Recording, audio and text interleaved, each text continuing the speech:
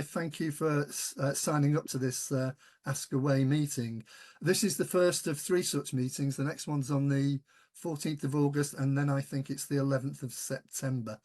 Now, my role today is to ask our chair-elect, Allan Walmsley, who I'll introduce you to shortly, your questions. And if you have any additional questions, then please put them in the chat or any other comments or things you want to do there. As you've heard, today's meeting is being recorded. We're scheduled for 1 hour. And if there are any of your questions that don't get answered during that hour, if it's too many questions, then we will find another way of doing it, even if we have to answer them offline. So they will not go unanswered, but we'll try and get through as many of your questions as possible and that I've been given from you. So first of all, could I welcome Allan and thank you for taking the time of being with us this afternoon, and also congratulations on your election as our future chair. Thanks very much, Neil. Inevitably, my wife doesn't actually see it that way, but we'll see how it goes. Right. Okay. Well, I'll stop. Our marriage has survived 50 years up to now, so I'm not sure how many more years, but let's live in hope. Okay, thanks. Well, I've got a set of questions here that have been asked, and that I'm going to ask you on the behalf of the people who've sent them in. I think the first one's fairly appropriate because we know that the chair of the Third Age Trust is elected by our U3As, as well just recently, whereas the chair of Network Link is appointed by the board. So that begs the question: is how will the chair of the council be elected? Or chosen? Will it be an election or will it be an appointment? Okay. So the chair of the council is a key role, and I think whoever becomes chair is going to have a major responsibility for the future health of this concept. The chair of the council is going to have to juggle all sorts of things. So first of all, they're going to have to juggle the internal relationships within the council. So it's going to have to manage things like the communications with u3as, making sure that the communications are operating right. They're going to have to juggle the interests of the various representatives on the council. They're going to have to juggle the relationship with the board. They're going to have to take the council from sort of childbirth up through whatever, early learning years up into adolescence, I guess. And that's no mean task. So we're going to need somebody who is acceptable to u3a, somebody who's acceptable to the council, and somebody who's acceptable to the board, because all of these senior positions need to be approved by the board.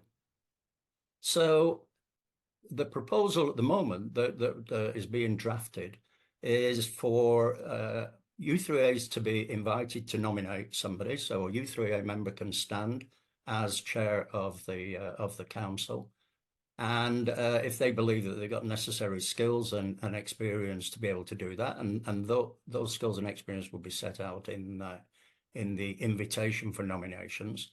And then those nominations will go to the council, and it'll be up to the council to review those nominations and choose 3 individuals.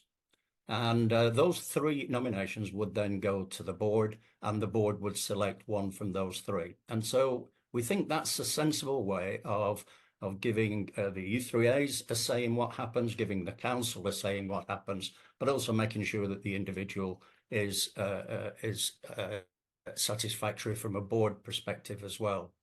And that relationship between the council and the board is obviously going to be a major relationship issue. Does that answer it to be going on with, Neil? Yeah, so let me just play back what I think you've said, particularly about the way the appointment is actually made, is that they're going to be chosen by the members of the council, but approved by the board in effect. Have I got that right? In effect, but every out there will have the opportunity of getting themselves proposed and seconded by U3As and putting a nomination in to the council. And the council will look at all of those and will choose 3 nominations that they feel have got the necessary skills and experience, and those will then go to the board. And that's how the current board sees the appointment position. Okay, well, thank you for that. I think you've made that clear for me. And perhaps I can move on to another question now. This is actually quite a long question, but I'll try and read it as clearly as I can. The question goes, currently the regional trustees are overworked, and also their first allegiance appears to be to the board. Why not slim down the board by removing the regional trustees and let them form regional councils, as lots of them have teams of volunteers already in place? That way their workload would ease, as they are no longer had board responsibilities, and they could focus on their region, which is what they were elected to do. Changes of the Articles of Association to slim down the board and then forget clause 26 to form the council. The regional trustee could then meet, for instance, trustees could then meet, for instance, every 6 months on a Zoom and decide between them what they wanted from the board. I think it's kind of it's not so much as a question as a proposal of an alternative way of doing what we're suggesting is being done. Okay, it's not a bad idea, and if the fit for the future proposals don't go through the AGM, I'm sure the board will be looking for alternatives, looking at plan Bs, and it might be that type of thing will become part of the sort of subsequent consideration by the board. But I think there's a few flaws possibly in doing it that way. I don't know whether I've just noticed that my internet connection has come up a bit unstable, so I hope everybody can hear me okay. Yeah, you're all right at the moment, Alan. I'll let you know. Can everybody hear me okay, Neil? Right. Okay, thanks. So I think there's a couple of flaws in that proposal. First of all, regions are not uniform. Regions don't do things in the same way across regions. Every region does things completely different. Quite right that some regions have really sophisticated management teams. They are charities in their own rights. They have chairs and treasurers and all of these sorts of things. Other regions don't. Other regions have sometimes a group of volunteers who help the regional trustee doing what the regional trustee needs to do. So I can't imagine that regional setups could easily cope with that type of arrangement. But I think it's quite right in the question that when, and this is a bit of a misnomer, when regional trustees are elected, they're elected as board trustees. They're not elected as regional representatives. They're not there to represent the region's interests on the board. They're there to preserve and safeguard the health and progress and future of the Third Age Trust as a board. But when we did a lot of work 12 months ago with all the trustees and with an outfit called the NCVO, we worked out what all the trustees did at that stage, and what they did fell into 3 main categories. One of the categories was this board trustee role. A second one was looking after the health of the region and communicating what happens at the board down to networks and to U3As and up as well. And thirdly, things like the startups, the workshops, all of those sorts of things, what I might term as operational in a region. And we realized that these 3 roles are completely separate, and that really led to the need to review the board and look at how the representational role could be managed much better through a council, and the board trustee role, the compliance role, could be managed much better through a smaller board. I would love to see regional setups in each region that were able to manage various issues within regions. But we've been trying to do that for about the last 6 or 7 years. I was on a working party in 2019, I think it was, way before COVID, looking to try to get some uniformity on regional setups. But it's never happened because in different regions operate different ways, and different volunteers have varying levels of commitment and enthusiasm and energy, and prepared to take on responsibility. Yeah, I mean, you're right about regions and nations being very different. I mean, I'm actually from the Northwest region. We've had a regional committee for about 15 years, and for the past 10 years, it's been a registered charity of its own rights. And the trustee is an ex officio member of that committee. So that's how it works there. But I'm conscious that not all regions work that way by any means. No, they don't. They don't. Okay. Can I move on now to another question? This is Sure. how will the council be funded? Will it be given an annual amount by the board, or will it have to go cap in hand to the board for every individual activity? So this is all about what we call the annual business plan, and there's a danger it gets too complicated. So I'll try and keep it simple in terms of my explanation of it. Every year, the Third Age Trust, just like every company, every charity, produces an annual business plan, and that business plan usually starts in terms of its preparation and planning sometime in September.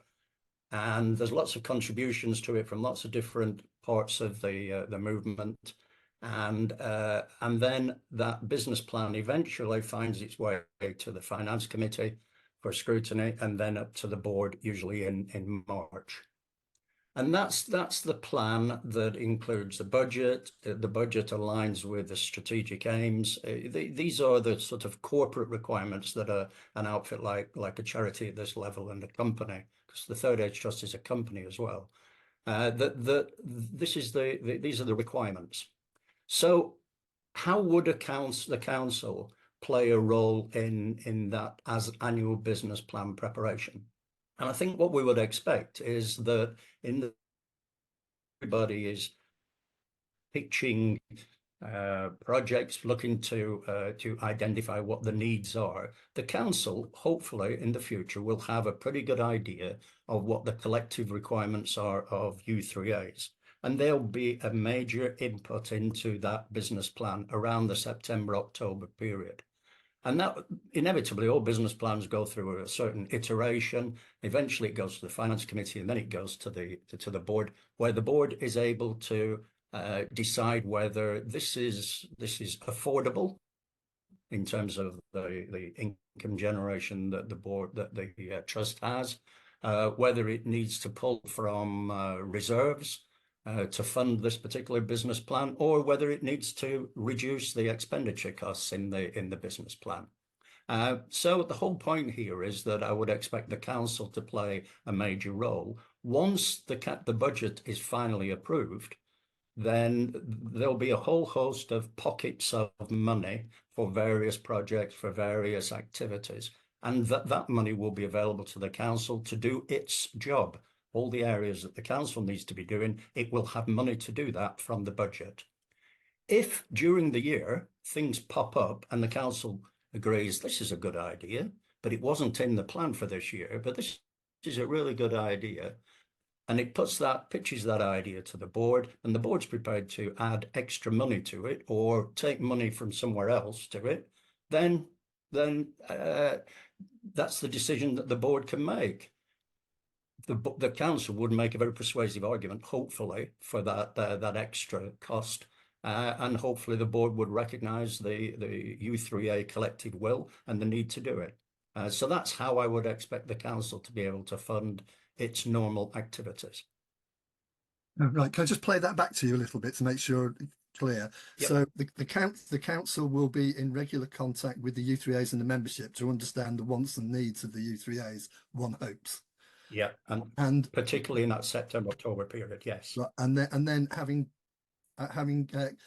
gleaned that, they will then produce the council would then produce a costed plan of what they want to do to submit that to go into the plan for the whole board, or for the whole organisation. Is that? Yes. Yeah, okay, so the council would Yeah, actually into produce the their own round. plan and say to the board, this is what we would like to do. This is the outcomes we're looking for, and this is how much it's going to cost. Yeah, the treasurer and the finance manager and the CEO are the ones who pull all of this together. And so the council will hopefully be able to input their requirements into that business plan that will produce the overall business plan that will eventually go to the board. Yeah. Okay.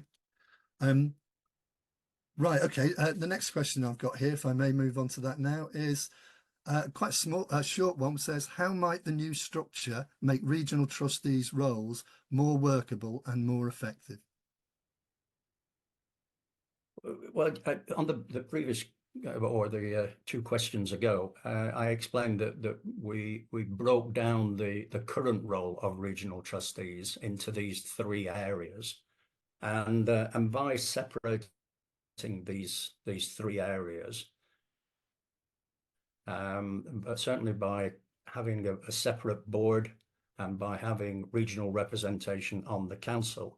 That's straight away is 2 individuals sharing a lot of the work that was previously done by 1 individual. If the regions feel that it's appropriate to have a 3rd person in their region to manage some of as like an extension to the office, where the workshops and learning programs and startups and some of the grievance management and all of those sorts of things.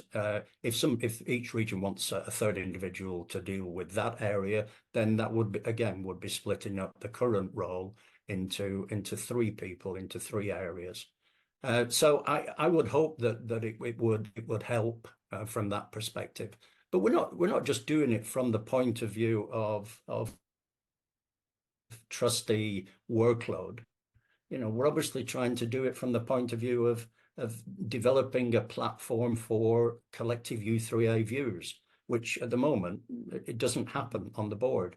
There's 2 or 3 ex trustees here today. I can see, and they know the pressures on the board, the way that the board has operated in the past, and I just don't think it's been particularly effective. And it certainly hasn't heard the u3a voice in the way that I think we would hope that the council would be able to present that u3a voice.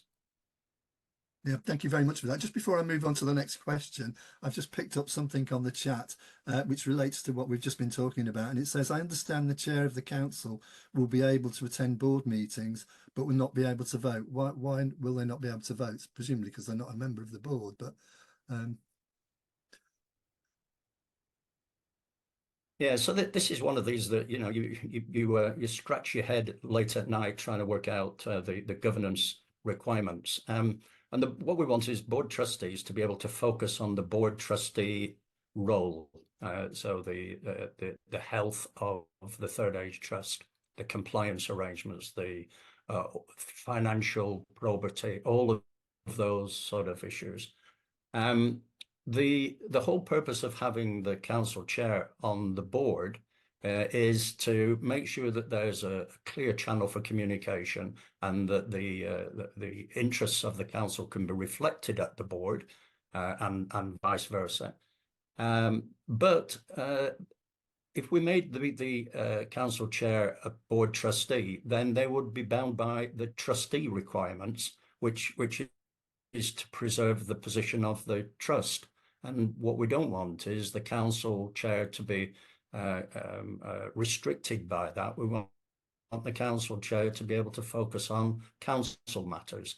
And that's why we've suggested giving them access to the board in the sense that they will attend all the board meetings, but they'll not be there as a trustee to vote because they're not a trustee. And the same will apply the other way around as well. The proposal is for one of the board members, probably the vice chair, to sit on the council, but that individual would not be a voting member on the council. They'd be able to speak, they'd be able to listen, they'd be able to project the views of the board to the council, but they would not be a formal council member in the sense of voting. Okay, I think that answers that question. Thank you for that.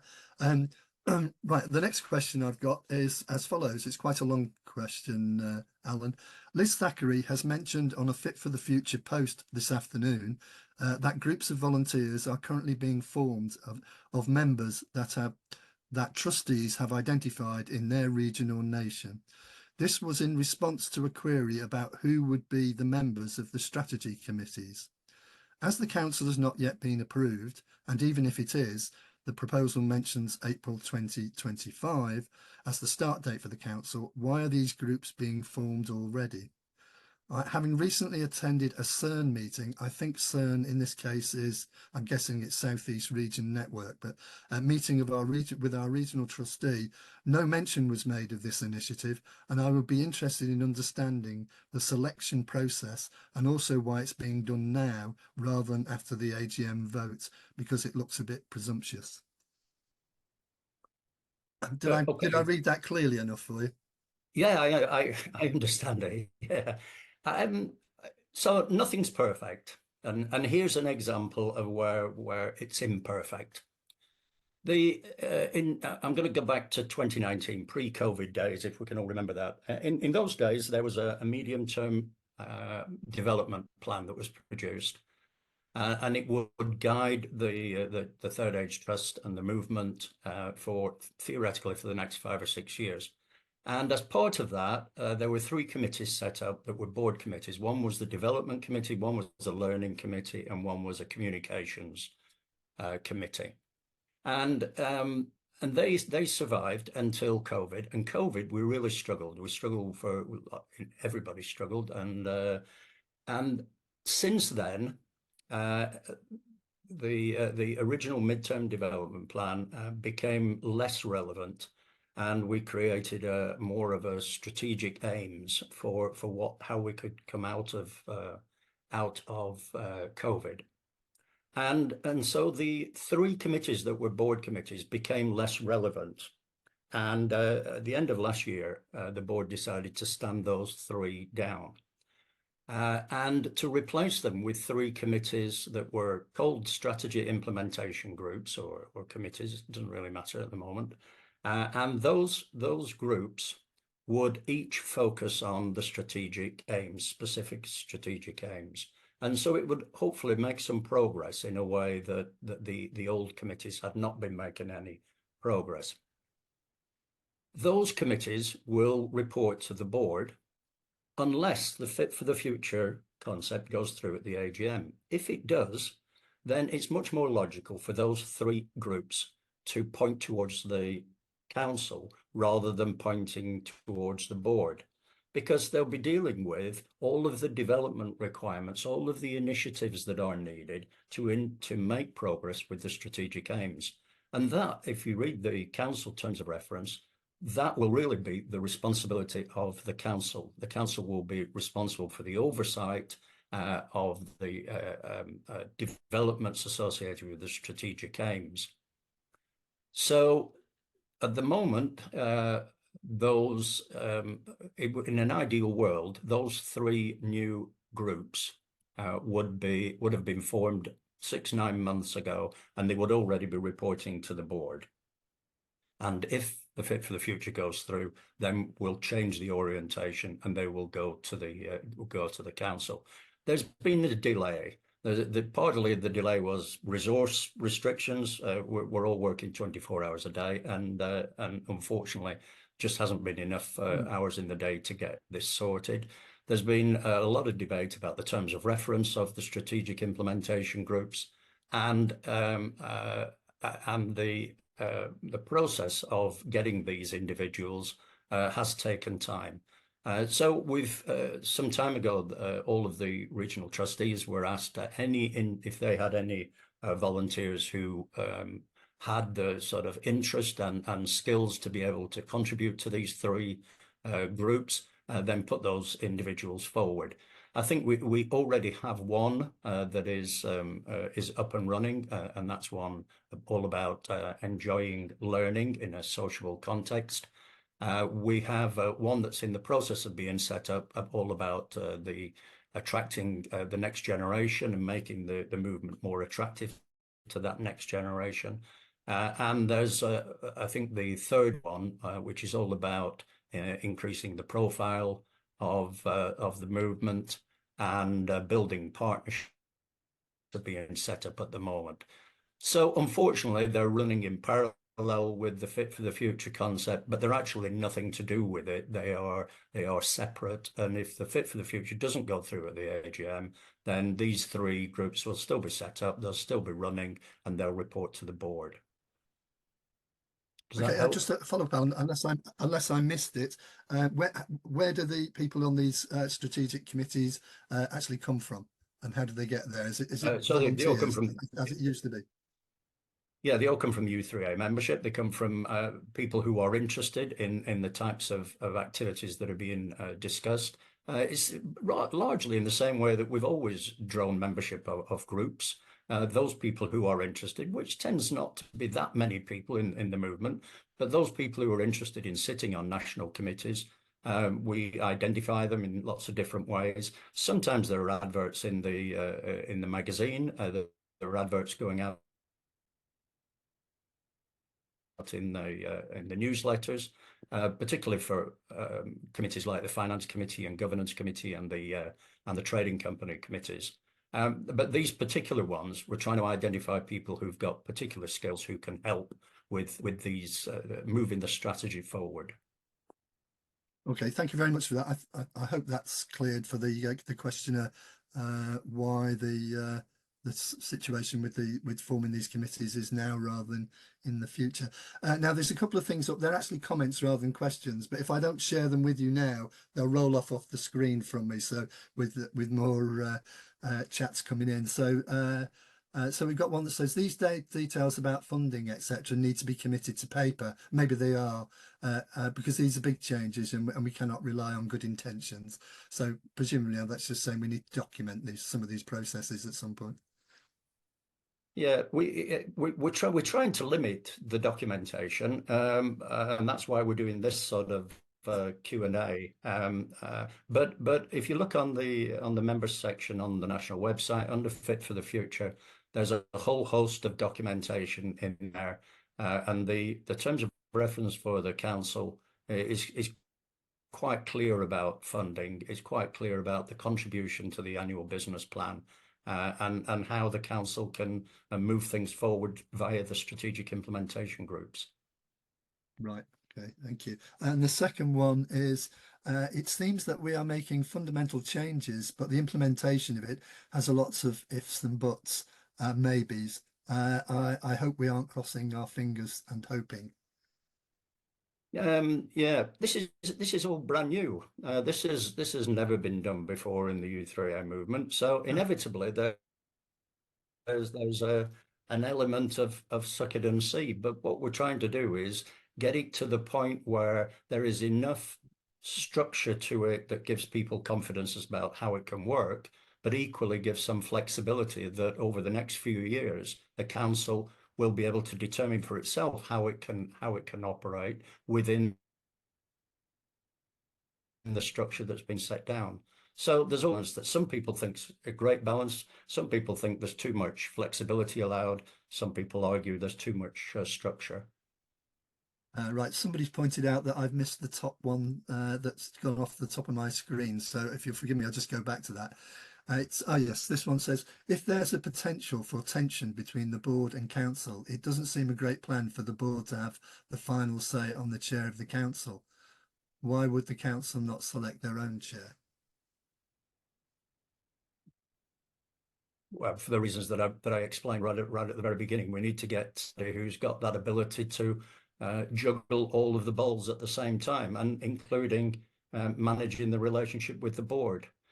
I think if you just pull somebody out from the council, there's a big danger that that individual will have been elected by a region to represent a region, and so you inevitably you finish up with a chair who already has an allegiance to a region. And surely that's not the right way. You need an element of independence with the council chair, somebody who's really gonna take this weighty role on and deal with it in a very responsible manner. Okay, thank you. I'll move on to another question now. And this one says, I'm not clear how the proposed council will decide what issues it's going to discuss and feel there is a potential lack of transparency. I believe that the current proposals could lead to a state of inertia and the council ending up as some sort of talking shop. Well, that's largely down to the council members and to the chair. What we're trying to do here is create opportunity, and so if the members get themselves bogged down, then hopefully there'll be a chair that will be able to knock a bit of sense into people, who will be able to demonstrate here is the value of doing this or doing that and managing that relationship with the board. But it's quite clear, if you look at the terms of reference of the council at the moment on the website, I pulled out, I think there are about 7 or 8 examples of where the council can and should make an impact in the future. Areas where the board has previously dealt with things that I think, in our view, it didn't need to deal with things. So I don't know whether it might be helpful if I just run through a couple of those, Neil. Yeah. Yeah. So we've just had this, what I thought was a really successful festival at York, and here's a really good example that once the concept of a festival is agreed, and once the budget has been agreed for the festival, all the workings associated with it could be managed through a future council instead of being managed through the board in the way that it has been this year. So if we do go for a future festival in a couple of years' time, I would expect the council to have quite a major say in the type of structure that's put in place for that council. At the last AGM, there was this 500,000 K resolution, the intention or the wish to try and achieve 500,000 members in 5 years' time. And whilst that will stay as a board responsibility to report back to AGMs, all the mechanisms, all the pieces of the jigsaw that go together to make up how that resolution is going to be achieved should be, in my view, managed through the council. At the moment, it's not being, because we don't have a formal council in place. It's being managed largely through the board. So where the board gets regular progress reports on the various bits that are going on in some of the various committees. But in my view, once the board has set the structure, the council really should be able to manage it. We have an issue about influencing social change at the moment that the board's been debating for some time. This is a typical Marmite case where some people are hugely enthusiastic about promoting the voice of the u3a as part of raising the profile, whilst other people hate the idea of the u3a expressing a voice externally, that there's no way that you'll ever get consensus amongst 400,000 members. So it's quite understandable, but that's the type of thing that the council should have a view on, that the u3as via the council can be inputting into and should be making a decision on how that would best be done. There were lots of other examples. A learning review. The board did a learning review recently. Arguably, why, I'm not too sure, but the council could easily have managed that as well. This was all about how learning is delivered, what talks need to be available, how successful the talks program has been, what subject advisors and subject networks and how they operate and how they could be better integrated, perhaps with things like interest groups online. All of those research and shared learning activities, all of these activities, in my view, could be managed through a council rather than being done via the board. And there's another 6 or 7 examples in the terms of reference, appended to the terms of reference. So that gives you, hopefully, a good idea of how a council can be very influential in what's happening. And it would take away some of these, quote, operational matters from the board and leave the board to rely on, to manage all the compliance issues. Does that help? Right. Yeah, no, there is, but there is an interesting follow-up response to what you just said there, Alan. And someone said, this sounds like the board will come up with an idea, for instance, the festival, and then it's down to the council to arrange it. Surely the board shouldn't be involved in this part, as it's not governance. The board didn't come up with the idea of festival in the first place. U3As did, people did, U3A members did. These things don't stem from the board. They come up from grassroots in different ways. And so, no, I would not see the board as coming up with a structure for a future festival. I would expect the board to understand what the funding implications of that would be. I would expect the board to understand how a festival sits with things like the strategic aims of the movement and things like that.